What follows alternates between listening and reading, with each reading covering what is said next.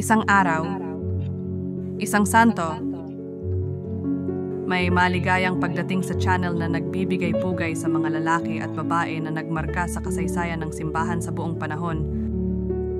Ngayon, ng Agosto, ipinagdiriwang natin si San Alfonso Maria de Liguori. Kamusta? Si San Alfonso Maria de Liguori, ipinanganak noong September 27, 1696 sa Marianella, malapit sa Naples, Italia, ay isang santong katoliko, obispo at doktor ng simbahan. Siya ang nagtatag ng kongregasyon ng kabanal-banalang tagapagligtas, kilala bilang mga redentorista. Unang naging abogado, iniwan ni Alfonso ang kanyang karera sa batas upang ganap na ilaan ang sarili sa Diyos matapos matalo sa isang mahalagang kaso.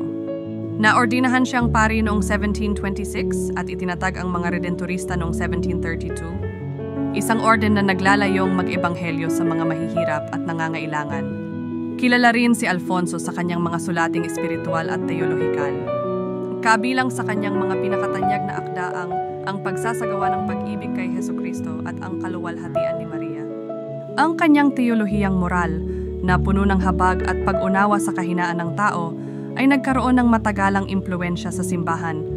Itinalaga siyang obispo ng Santa Agata dei Goti noong 1762. Ngunit nagbitiw noong 1795 dahil sa mga problemang pangkalusugan. Namatay siya noong Agosto 1, 1787 at kinanonisa noong 1839 ni Papa Gregorio XVI. Noong 1871, idineklara siyang doktor ng simbahan ni Papa Pio IX. Narito ang isang panalangin na iniaalay kay San Alfonso Maria de Liguori.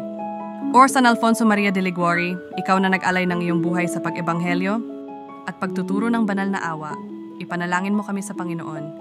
Tulungan mo kaming tularan ang iyong debosyon at pagmamahal kay Hesukristo at sa mahal na Birheng Maria. Ipagkaloob mo sa amin ang biyayang isabuhay ang aming pananampalataya na may parehong habag at pag-unawa sa kahinaan ng tao na tulad mo. San Alfonso, ipanalangin mo kami at gabayan kami sa landas ng kabanalan upang isang araw ay makapiling namin si Kristo sa kaharian ng langit. Amen. Mayroon iba pang mga santo na ipinagdiriwang ngayong araw. Ipakikilala namin sila sa aming mga susunod na video. Maligayang pagdiriwang sa lahat ng ipinanganak ngayong araw